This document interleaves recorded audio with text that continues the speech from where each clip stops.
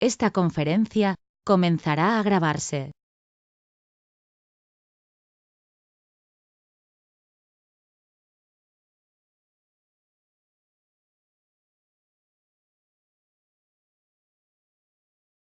Listo, maestro. Gracias, gracias. ¿Ahí me escuchan? Gracias, Oscar.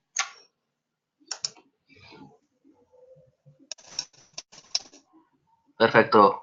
Muy bien, muchas gracias.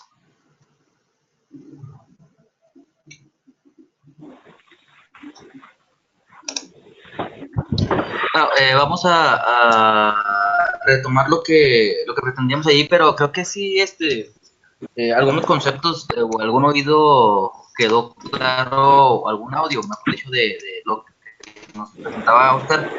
Eso que escuchamos era una clase de la maestría en perfilación criminal en un...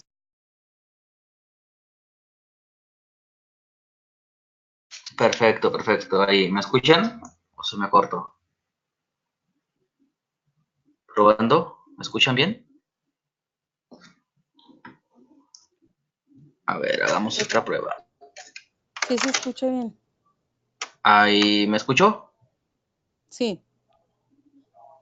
Perfecto. Ok. Bueno, les comentaba, en caso de que haya un corte o una robotización del sonido, de favor les pido que me apoyen a que nos presentó Oscar era un audio de una maestría, de una clase de una maestría en perfilación criminal en la zona de ahí de la Ciudad de México. ¿Qué es lo que tiene de interesante y qué tiene que ver para que sea el preámbulo de la plática del día de hoy? Bueno, que estaban en una asignatura donde les estaban enseñando el sujeto, el pronombre, el verbo y el sustantivo, que sin duda es una asignatura, la de español, muy importante, y la conjugación de los verbos, pero no creo que a un nivel de maestría se les estén enseñando a unos futuros perfiladores criminales ese tipo de situaciones. Derivado de ello es que solicitamos la petición para que fuera puesto como el preámbulo a lo que era la conferencia, que es la realidad actual de la perfilación criminal. ¿Qué se está formando en los institutos? ¿Quién está supervisando esta forma de hacer especialista en una ciencia? ¿Quién tiene esa falta de ética para estar enseñando algo que no le compete? Es decir, cómo los institutos están trayendo a docentes que no tienen nada que ver con la materia, son simple y sencillamente para cubrir el requisito de darle clase o de darnos clases si somos asistentes a un máster.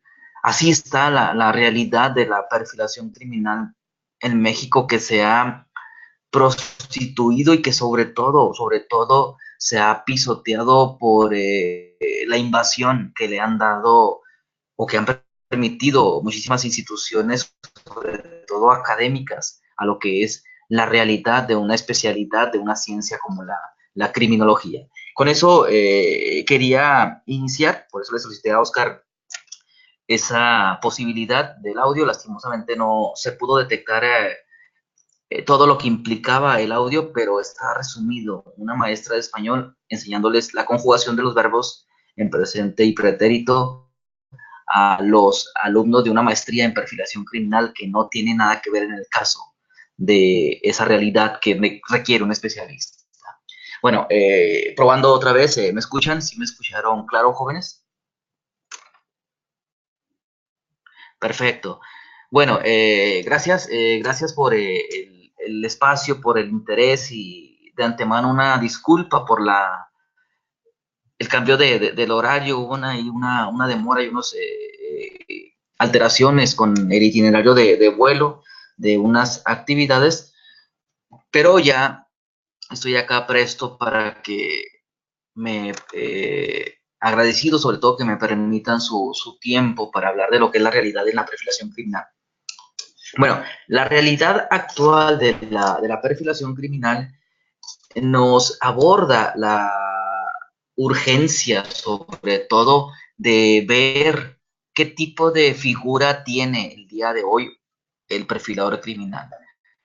De antemano sabemos que está relacionado a una práctica investigativa, pero que erróneamente la propia comunidad ha generado una idea errónea en torno a la práctica, llevándola incluso a la relación con aspectos místicos o aquellos que están alejados de una cuestión humana ordinaria, llegando a tal grado de creer o de pretender percibir a un perfilador criminal como alguien que tiene extra poderes o al menos algún tipo de situación sobrenatural, que la propia situación del ámbito cinematográfico y alguno que otro escritor ha dado en torno a la figura del perfilador criminal. Se ha relacionado muchísimo esta práctica con actividades que van desde la quiromancia, desde la lectura mental o la situación de transferir los problemas, las características de un agresor mediante la lectura de su mente o la posibilidad de generar esa situación. O creer que se tienen poderes extrasensoriales para la detección de ciertos aspectos que van evidentemente fuera del ámbito científico. Vemos muchísimas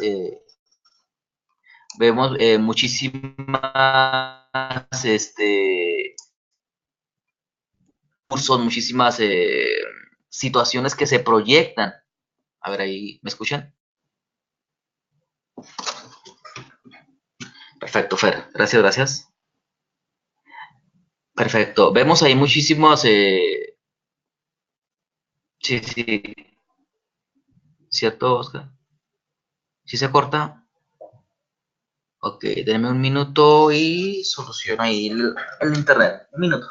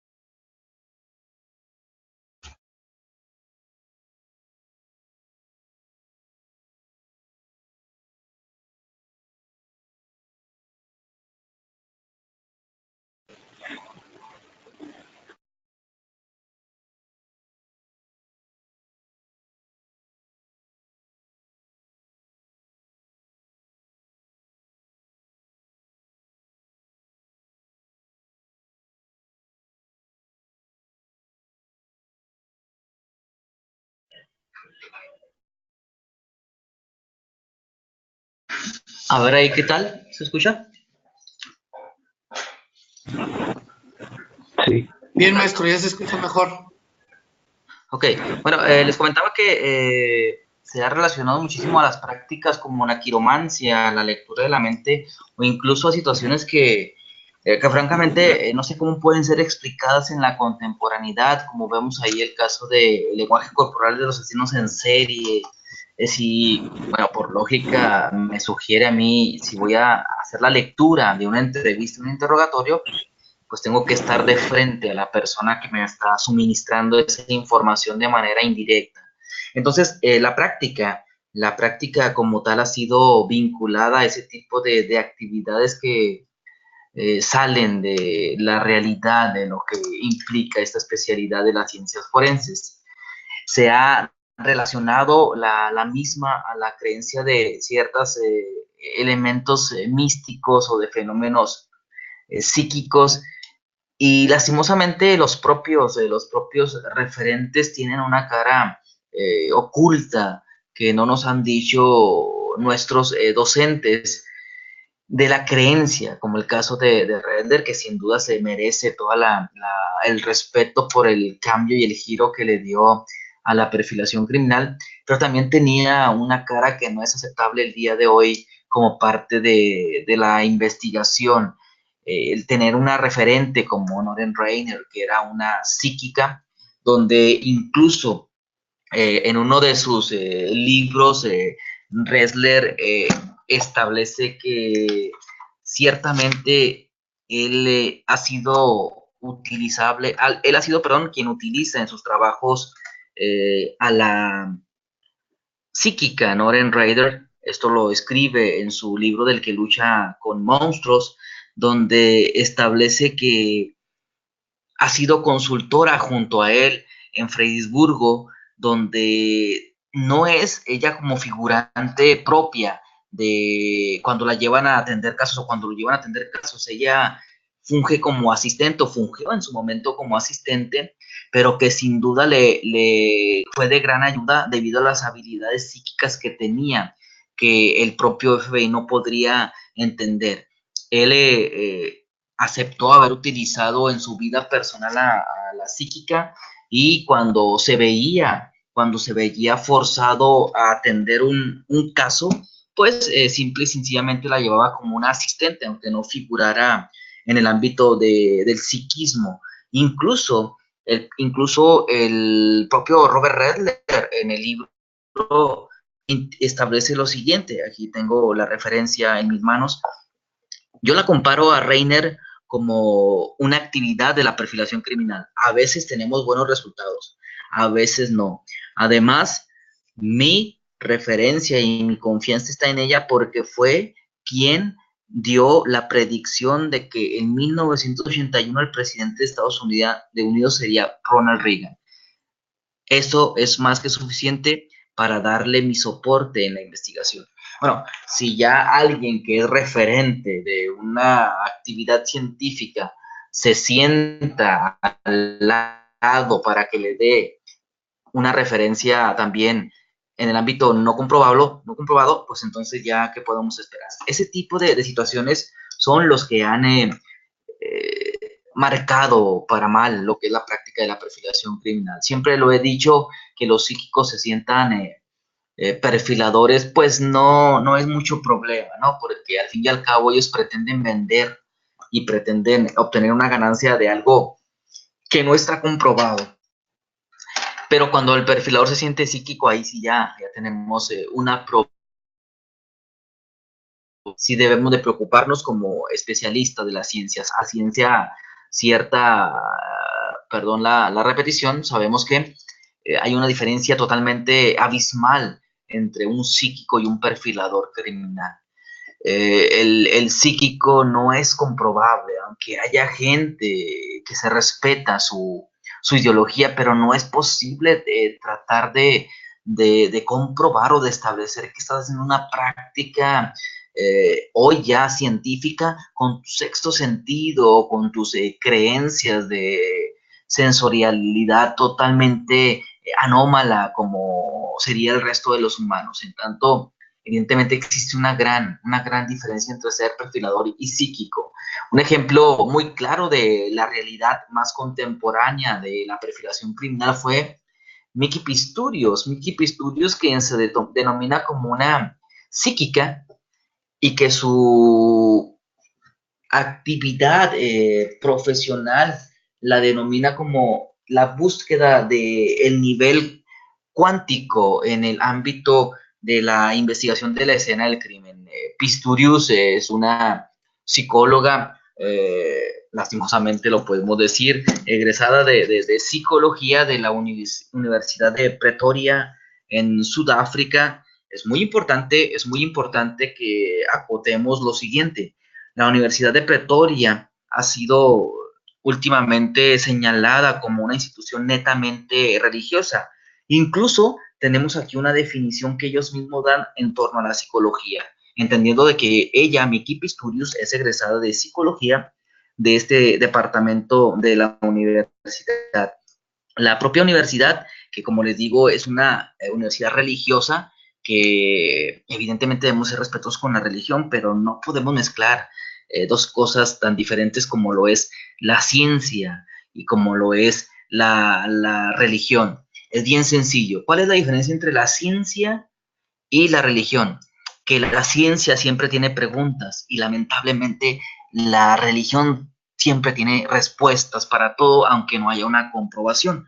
Ellos definen la psicología como el estudio científico de todos los aspectos que tienen que ver con el comportamiento humano y el contexto en el que la persona está relacionada, pero sobre todo le da muchísima importancia al ambiente y a las decisiones del creador. Así definen la psicología, los de la Universidad de Pretoria, y que por automático pues nos va guiando para saber por qué ella pretendía o se sentía con poderes extrasensoriales. Ella practicaba en sus perfiles criminales la criptestesia, que es un término que está relacionado a el análisis del material desconocido mediante la vibración o la detección de un sexto sentido, y que evidentemente está fuera de contexto.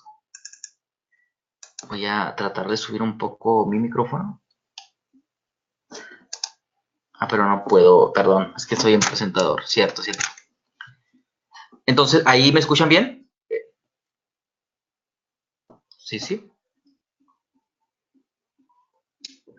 Perdón.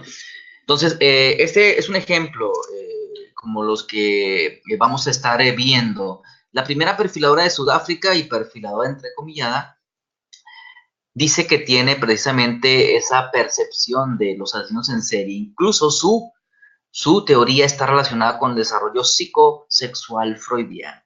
Ella dice que sentía empatía por los asesinos en serie y que fue capacitadora de casi 200 detectives en investigación de homicidios en serie.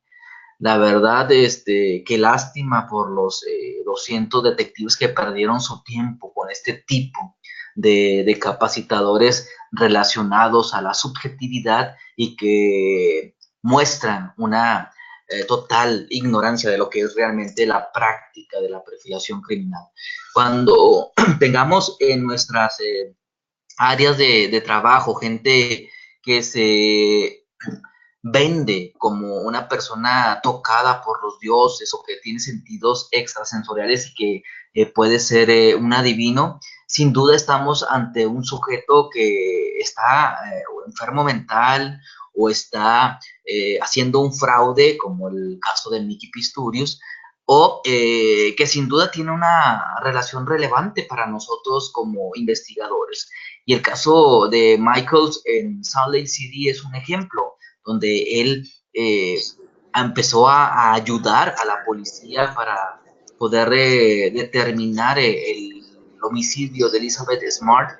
Al final de los tiempos fue quien estaba relacionado como sospechoso del crimen, derivado de todo el conocimiento que tenía del caso, y no era un conocimiento que tenía del caso porque fuera un ser humano distinto, porque fuera alguien tocado por los dioses y fuera una especie de psíquico. No, tenía conocimiento porque era el que la raptó, era el que la violentó y el que depositó el cuerpo de la víctima. Por lo tanto, cuando tengamos este tipo de situaciones, cuando alguien se autonombra psíquico y desea dar información de un caso real, pues por automático debe ser nuestro sospechoso porque tiene demasiada información que nos puede auxiliar a la identificación de ciertos comportamientos en el caso.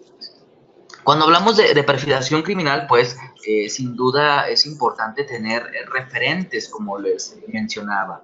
Thomas Bohm como el primer perfilador, derivado a un primer modelo de análisis del comportamiento criminal. Por cierto, recientemente estuve en la ciudad de Puebla y me estaban diciendo unos alumnos que existe una unidad, creo, en el ámbito de la policía. Si alguien es de Puebla o cercano a ello, creo que lo sabrá, y que el modelo que utilizan es el que se auto asigna una persona que es este perfilador criminal y que se llama modelo herida, pero que él es el que lo ha inventado. Entonces, evidentemente, pues nació antes de 1888 y sigue vivo hasta nuestros tiempos, y que lo que ha hecho Thomas Bohm, pues evidentemente le copió Thomas Bohm lo que él hace en el 2019. Ese tipo de fraudes existen en la perfilación criminal. Thomas Bohm es el primero que hace un modelo, que es el modelo herida de perfilación criminal, y lo hace con el caso de Jack el Destripador, y son referentes dentro de lo que es la perfilación criminal. Luego viene Howard Titten, quien funda el comportamiento analizado en la unidad del FBI, acompañando a estos históricos el aporte que ha dado Robert Ressler y John Douglas con la unidad de ciencias del comportamiento en el FBI. Y en el ámbito contemporáneo, sin duda es importante que citemos a dos grandes referentes de la perfilación criminal, como el doctor Brent Turbey, quien le dio un giro al análisis del comportamiento en la escena del crimen, y que recientemente ha ido más allá de ello el doctor Peterick de Australia, a realizar un análisis aplicado al crimen más integral. La práctica, pues, de la perfilación criminal nos lleva o nos obliga, primero que nada, si vamos a hacer perfilación criminal, a ver ahí, no sé qué suceda ahí, a ver ahí, no más, pero bien, bien, todo bien, perfecto. Entonces, la propia perfilación criminal,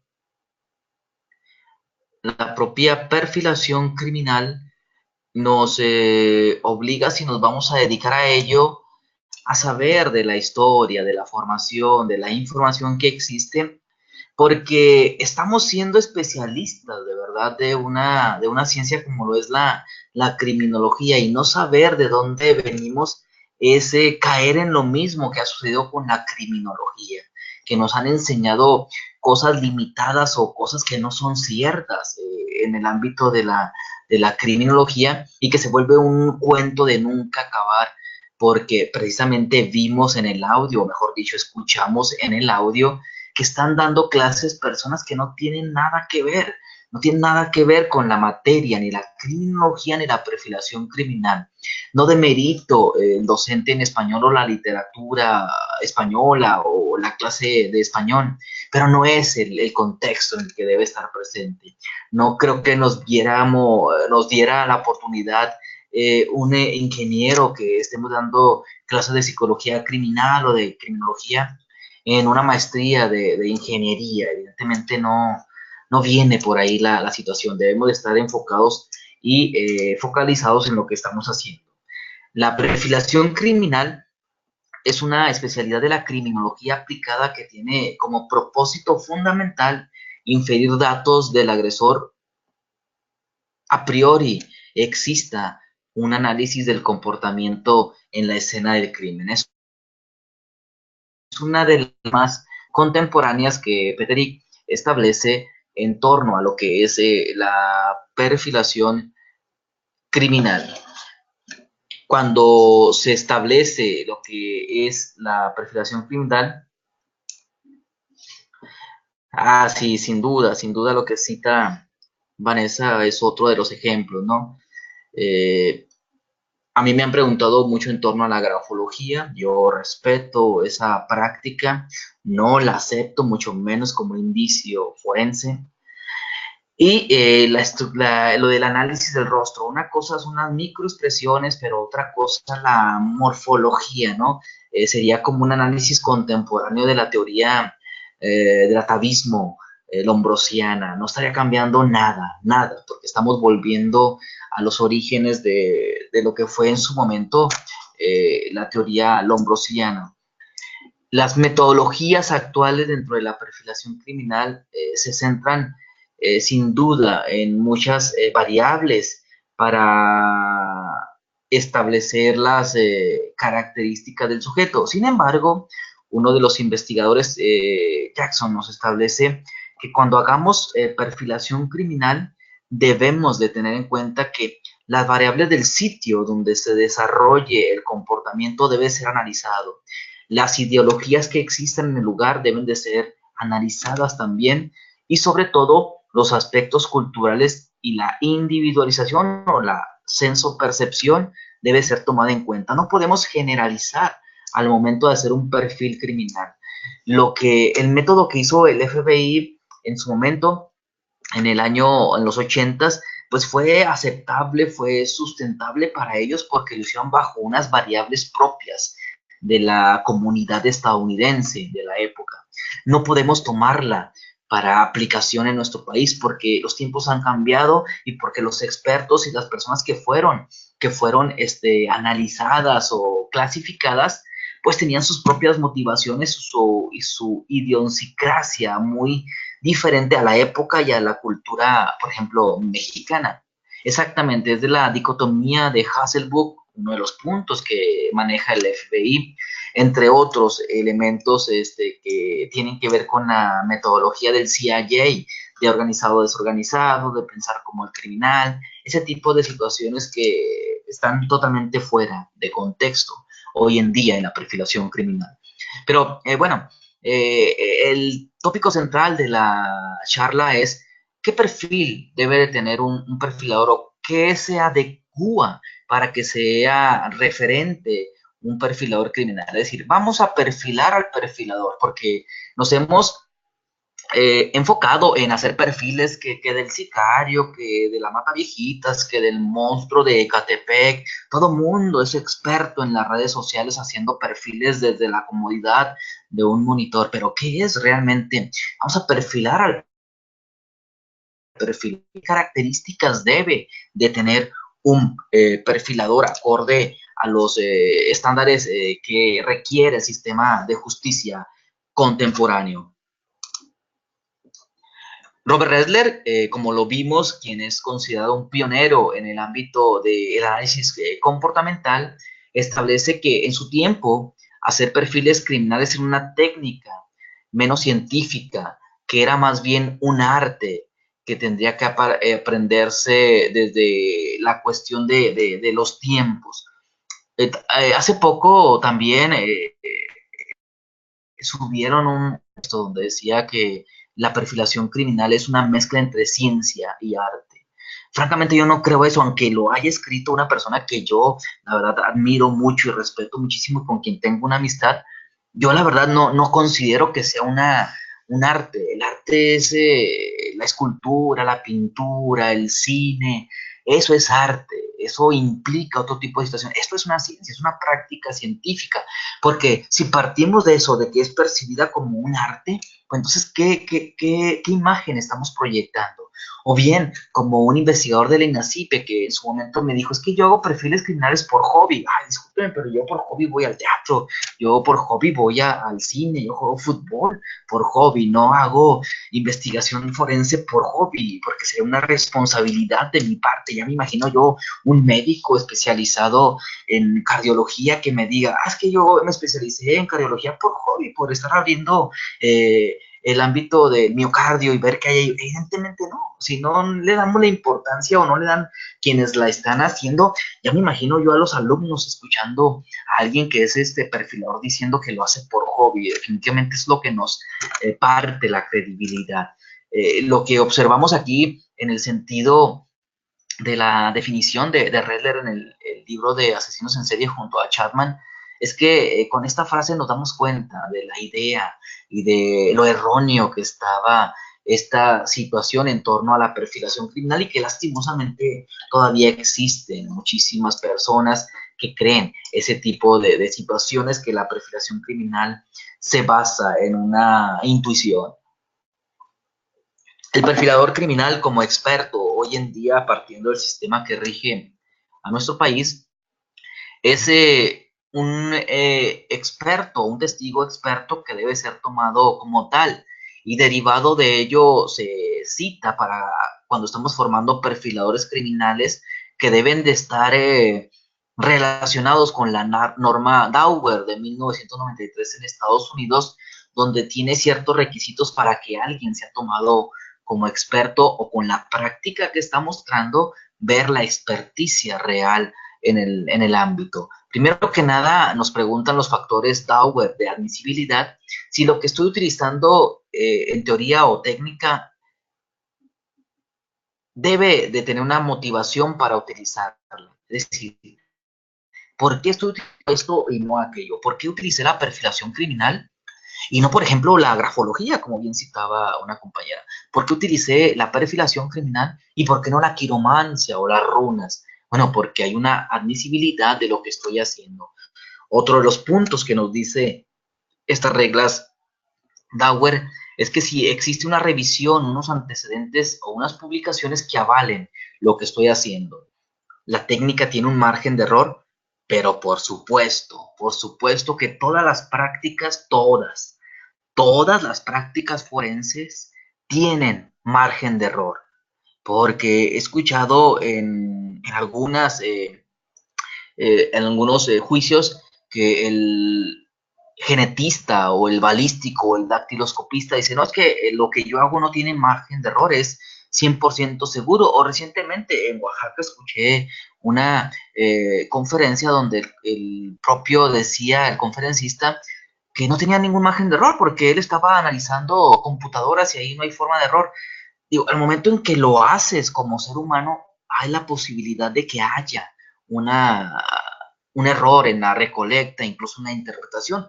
Por lo tanto, la perfilación criminal, sin duda, cuando nos pregunten, y tiene margen de error, pero por supuesto, no es el bálsamo de todos los errores, ni mucho menos se ha convertido esto en la panacea que trata de dar las respuestas a todo.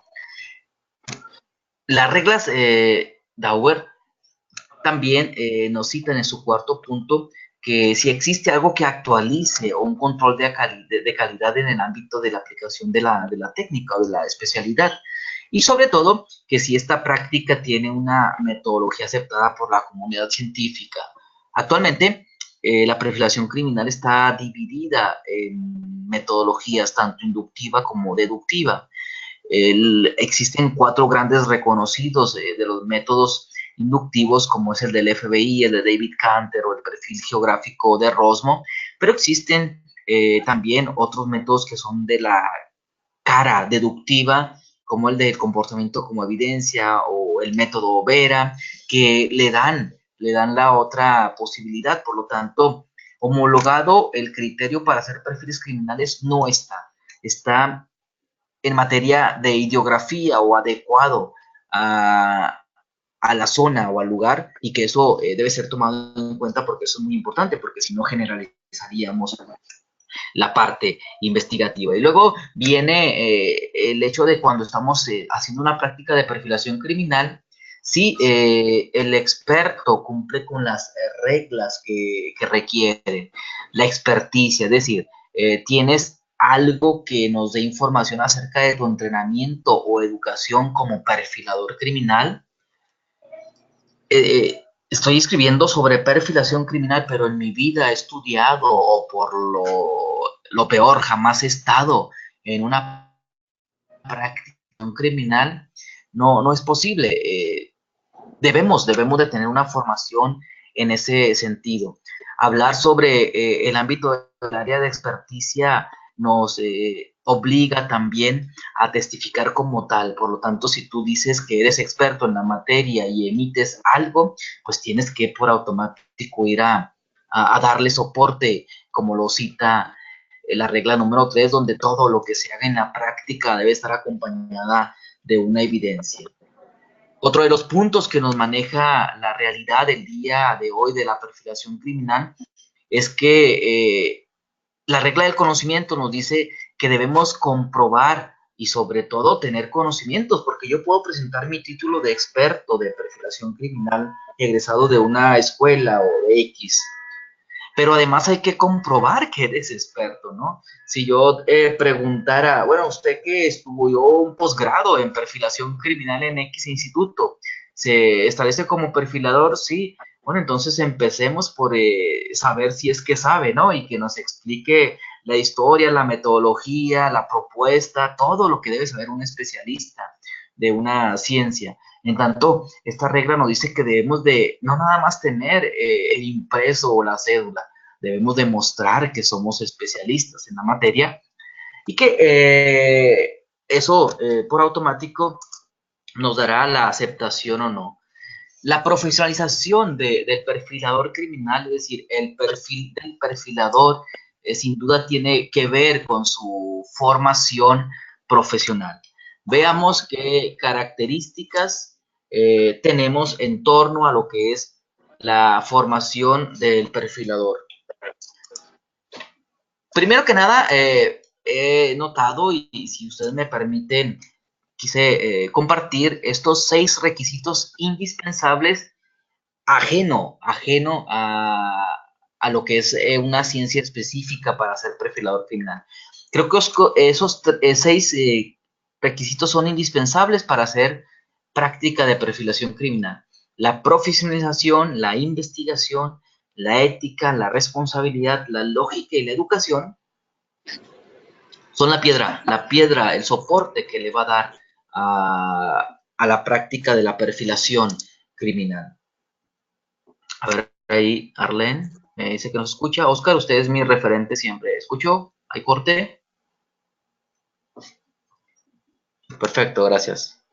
Entonces, esos son los requisitos que debemos de tener.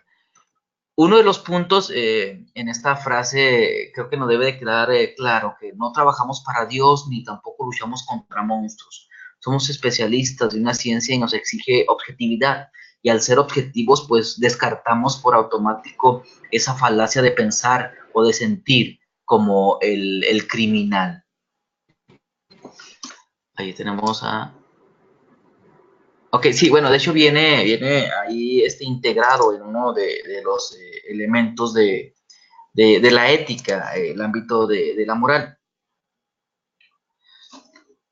Cada perfil, como sabemos, tiene un propósito que es con el fin de asistir en la investigación y reconstruir y hacer una elaboración precisamente del perfil desde una perspectiva que nos pueda aportar a la investigación. Sin embargo, hoy día pareciese que la perfilación criminal está acompañada de una expresión de necesidades personales, donde quienes realizan el perfil criminal lo hacen con otro tipo de intención, más allá de aportar a la investigación, y que eso por automático quebranta el propósito inicial de la perfilación criminal. Esas necesidades personales de algunos perfiladores buscan en algún punto algún estatus o algún tipo de situación que no va acorde a lo que es el propósito principal de la perfilación criminal y la desapega. Sobre todo hay quienes promocionan una metodología como infalible y que evidentemente, como lo hemos visto, pues todos tienen la posibilidad de tener algún margen de error porque está hecha por seres humanos. Un perfil nos establece actualmente que debe de contener una metodología estructurada y que universalmente sea accesible y que permita entender los pasos que ha llevado al perfilador criminal a determinadas conclusiones. Sobre todo cuando hablamos en el campo de ciertas características de un sujeto. Entonces, uno de los puntos fundamentales es que exista una metodología estructurada y sobre todo comprobada para que pueda llevarse a cabo un perfil criminal. La aplicación de la metodología o de una metodología nos va a dar muchísimas cosas. Sobre todo nos va a dar credibilidad, que es lo más importante, nos va a dar soporte como especialistas y además nos va a permitir realizar algo en pro de la ciencia. Debemos de tener siempre una una metodología que tenga que ver con la aplicación científica que estamos proyectando. Vladimir Camas.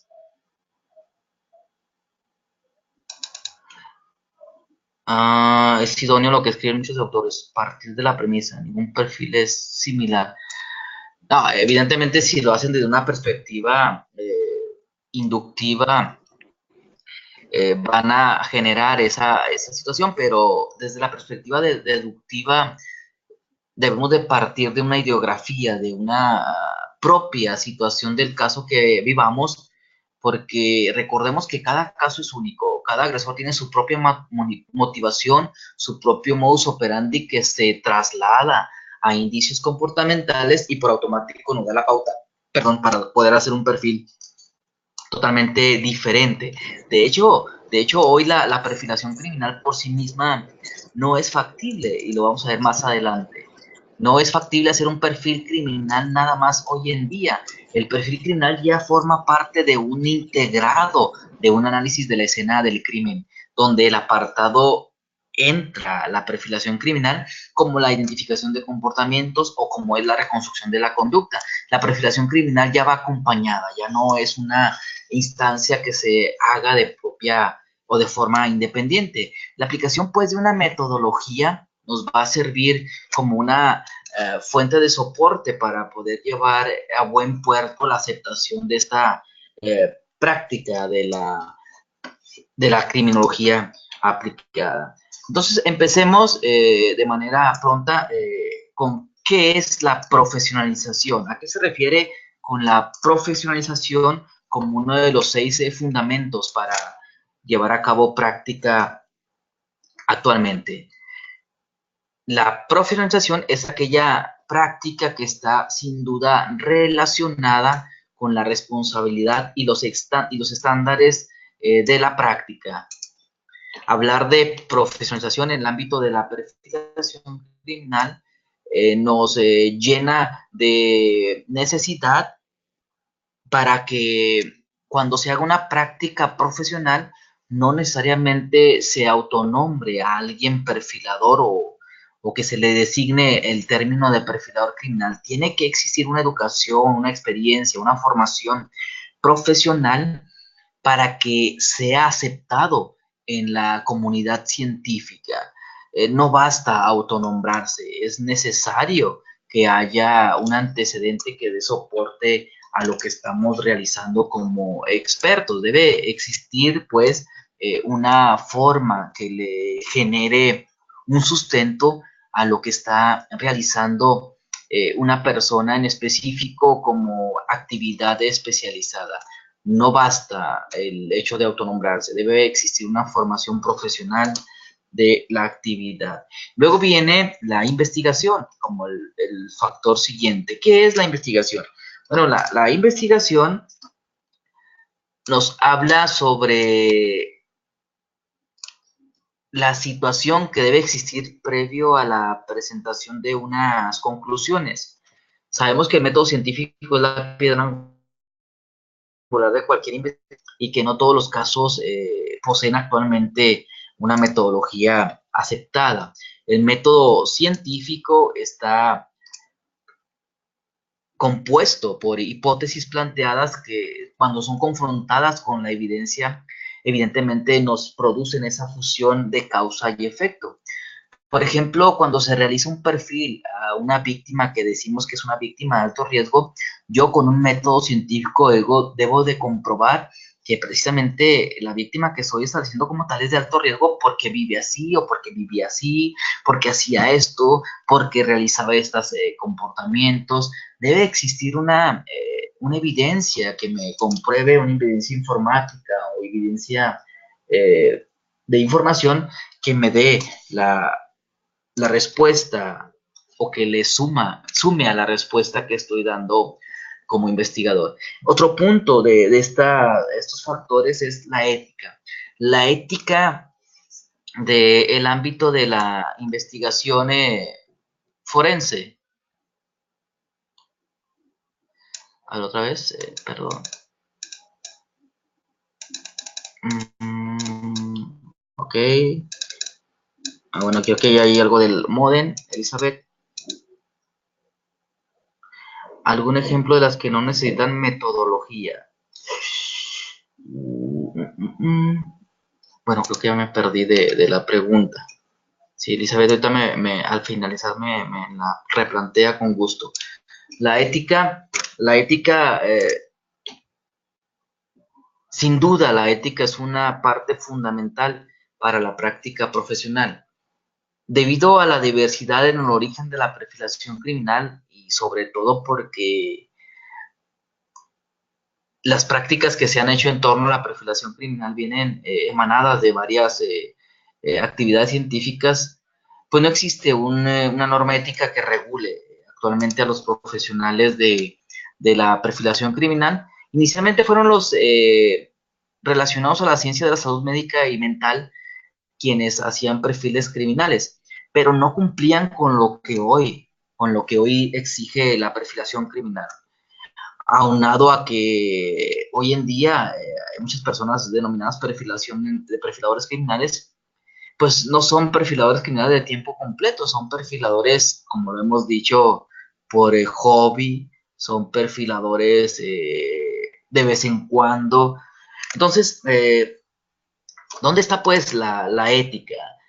Muchos practicantes están fuera de los límites aceptables y realizan actos que son ajenos a la formación profesional. Un ejemplo de ello, y lo cito aquí en la imagen, ¿cómo es posible que tú hables sobre ética y que trates de desprestigiar a una persona, a un colega que no tiene ética?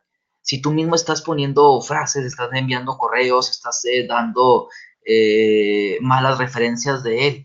Es decir, tú me hablas de alguien que no es ético, pero te comportas como antiético, entonces no veo la situación de que me esté desacreditando como ético a una persona y que a su vez tú mismo estés hablando de él o de ella, ¿no? Entonces, la ética en la práctica es fundamental, creo que es la que nos va a guiar. El término ética se refiere a aquellas reglas o normas que están establecidas para una conducta específica de unos miembros de una ciencia, de una profesión, donde vienen los ideales, los valores y sobre todo las limitaciones que alinean una conducta o un código explícito. De acuerdo a Davis, la ética profesional incluye tres tipos de directrices, que es los ideales, los principios y los requisitos, donde los primeros, se refiere a las aspiraciones profesionales. Los principios son los compromisos y los requisitos son las obligaciones. Por lo tanto, como expertos en materia de perfilación criminal debemos de tener en cuenta qué soy y sobre todo qué obligaciones tengo en materia de análisis del comportamiento criminal. Viene el siguiente apartado, que es el de la responsabilidad. La responsabilidad es una realidad que sin duda está relacionada con la ética, aunque es un hecho que no necesariamente aquella persona que sea ética por automático es responsable, o viceversa, ¿no? Que al ser responsable no necesariamente tiene que ser ético. La situación de la responsabilidad tiene que ver con la difusión de, de la especialidad, de los conceptos. Por eso les decía o les citaba un ejemplo de lo que he visto en algunas conferencias. Es una responsabilidad grande lo que estás diciendo. No le puedes decir a los alumnos que lo haces por hobby, no les puedes decir que piensen como el criminal, no le puedes decir a los alumnos que la perfilación criminal te guía a saber incluso la edad del sujeto. Eso es una irresponsabilidad en la actualidad, no es compatible. Dentro de lo que habla la responsabilidad, a ver, ¿me escucha? ¿Me escucho o es una voz que está hablando? Perdón, ok. Dentro de lo que es la perfilación criminal y la responsabilidad, existe precisamente esa situación de inconsciencia que va a repercutir por automático, particularmente en nosotros como profesionales supuestos de la actividad, sin ser éticos o responsables, pero sobre todo va a repercutir en la creencia o en la aceptación, mejor dicho, creencia, ¿no? En la aceptación de la práctica como tal. Y luego viene la lógica. La lógica se define como un proceso de poder explicar todo lo que estamos analizando. Es, digamos, la argumentación que investiga y valida la estructura del conocimiento. La lógica se establece como aquella que le va a dar nuestro soporte a las situaciones que investigamos. Y uno de los investigadores contemporáneos, McNamee, establece que la ética está basada en 3 principios y de los cuales el perfilador debe tenerlos en cuenta y tomar partida para sus prácticas. Primero que nada, el principio de identidad, lo que nos establece que es una cosa es lo que es decir, que no puede haber comportamientos similares. No puede ser Ted Bundy 2 veces si tenemos casos de mujeres asesinadas. Cada caso es único, le damos nuestra identidad. Si la Mataviejitas no puede existir, aunque los comportamientos o las víctimas sean similares, un perfil similar al de Juana Barraza. Luego viene el principio del tercer excluido, que nos habla de precisamente los puntos medios. Si hacemos un análisis integral de la escena del crimen, una adecuada evaluación forense nos dará la pauta para establecer una hipótesis, no decir que posiblemente es por homicidio sexual, por violencia de pareja, por extorsión, por secuestro y no divagar. Debemos establecer qué es lo que estoy estableciendo. Y el de la razón suficiente, este principio de la lógica que nos establece que todo tiene su razón de haberse manifestado. Un ejemplo de esto es el caso que se escribió en 1968. James Brussel, esto es una extracción de un texto de uno de sus perfiles. Brussel es quien perfiló a el bombardero de Estados Unidos y dijo lo siguiente: me arriesgué en la deducción referente a la edad del bombardero. Les dije que él sería de mediana edad, mientras los inspectores observaban dudosos. Uno de ellos preguntó, bueno, creo que me quitaron la presentación, ok. Uno de ellos preguntó que cómo era posible, y entonces dije que la paranoia se desarrolla lentamente. Sin embargo, se manifiesta con toda su fuerza a los 35. Por eso él dedujo la edad entre 35 y 50 años. Pero sabemos que esta deducción no es válida, porque el desarrollo de la paranoia tiene que seguir un curso predecible, no puede seguir un curso predecible como lo dijo Brussel, porque depende de factores biomédicos, incluso del entorno del sujeto, y que eso nos da la referencia para este caso de la identidad. Debemos de darle a cada caso su identidad, porque nos va a traer más información y nos evita los sesgos dentro de la misma. Y por último viene el de la educación como fundamental para la perfilación criminal. ¿Qué es la educación? La educación, más allá de aspectos literarios, se refiere a la formación que le está dando a alguien que va a ser perfilador criminal.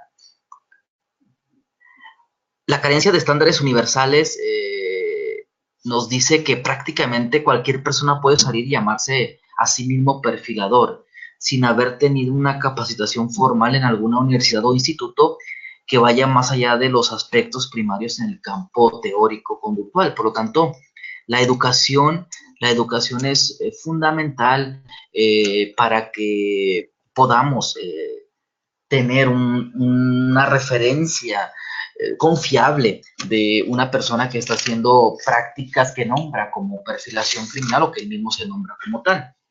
En ese tema, evidentemente, se torna una problemática para la propia perfilación criminal, debido a que si no existe una ética, no existe una formación, no existe una responsabilidad, no existe una estandarización de formación sobre todo, lo repito, evidentemente cualquiera puede llamarse, autonombrarse perfilador criminal solo por el hecho de leer libros de perfilación o de asesinos en serie, y que incluso se han de convocar.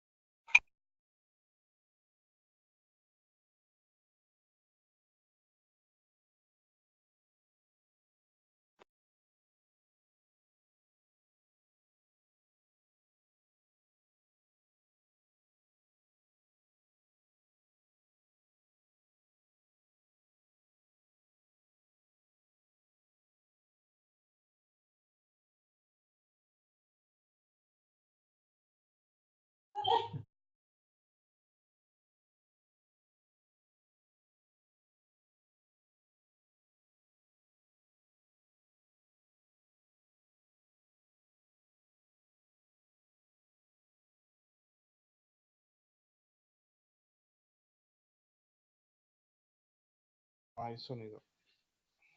No hay sonido. Hola, sí, vamos a esperar un par de minutitos en lo que el maestro se le restablece su micrófono. Permítanme un segundo.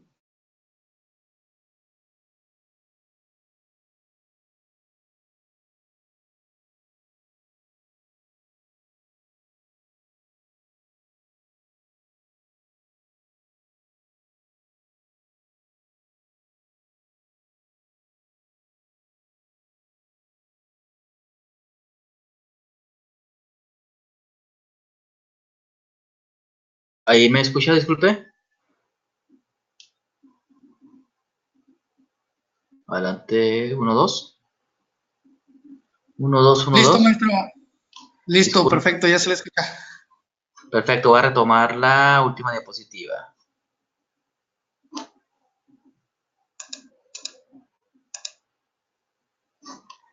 Les comentaba que entonces esto nos lleva a preguntarnos si existe un nivel educativo indispensable para que alguien pueda denominarse perfilador, si existe algún reglamento, si existe algún grado universitario dentro de la ciencia del comportamiento sociales, si debe incluirse un nivel de especialidad o de maestría. Todo eso esas interrogantes surgen para lo que es la práctica de la perfilación en las áreas forenses.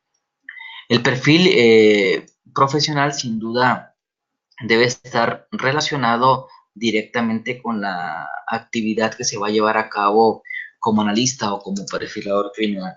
Y creo que de ello son responsables las instancias tanto educativas como de gobierno, porque como lo hemos visto, pueden salir de la nada muchísimos perfiladores criminales, y precisamente como salen de la nada están cubiertos y están llenos de nada, derivado a que no hay algo que lo sustente como parte de la actividad. Brevemente, esto era la intención en esta invitación de esta charla para el día de hoy, de lo que era la realidad actual de la perfilación criminal. Ya en otra forma más explícita, con gusto les presentaré lo que es el protocolo de intervención para hacer perfiles criminales, que es una manera de blindar la práctica de aquellos que hagan análisis del comportamiento en la escena del crimen, y que es parte de un método que se utilizó en Ciudad Juárez, se utiliza en la unidad de análisis de la conducta, y que aquí vemos parte del protocolo. Será en la próxima sesión, en la próxima oportunidad, cuando veamos las 7 fases del protocolo de intervención, que es aceptado en nuestro país, en el sistema de justicia, porque formó parte oficial de una unidad de análisis de laboratorio forense. Oscar, si no hay nada más que agregar, compañeros del curso, de verdad, muchísimas gracias. Espero no haya sido fastidioso el hecho de los cortes, de la señal, pero son situaciones fuera de mi alcance y las de ustedes y Oscar. La intención era nada más presentarles cuál es la realidad actual y la problemática a la cual debemos de estar vinculados como expertos forenses. Muchísimas gracias. ¿Qué tal, maestro? Muchas gracias a usted por compartir esta pequeña plática con nosotros, sobre todo para orientar a los futuros perfiladores que quieran integrarse a las filas de esta especialidad. Yo creo que lo importante es conocer realmente cuáles son los aspectos primordiales para convertirse en perfilador y sobre todo cuáles son las problemáticas de la demeritación de la misma, ¿no? De esta área de experticia que creo que muchos nos hemos dado cuenta, hay demasiadas fallas y sobre todo hay personas que no cumplen sobre todo con la ética, ¿no? Si me permite, maestro, voy a compartir mi escritorio, voy a compartir mi pantalla Sí, claro, adelante, claro. para promocionar nuestro próximo diplomado que tendremos de inicio el 20 de mayo, donde el maestro Velasco va a ser uno de los catedráticos del mismo. Nos van a acompañar maestros como Jorge Velázquez de Colombia, el maestro Jorge Jiménez de España, el maestro Héctor Jauley de México, el maestro Esparza, el maestro Velasco, el maestro Marco, la doctora Lili, y vamos a tener aparentemente, bueno, ya eso quedará en tentativa al final, o no sé si usted me corrobore la información, maestro, cómo será la plática del maestro Peterick, o si nada más va a ser hasta el final con la conferencia que todavía está por confirmar el cierre, con referencia en el marco del Congreso Internacional de las Ciencias de la Conducta. No sé si me pueda por ahí apoyar con la última información, de favor, maestro.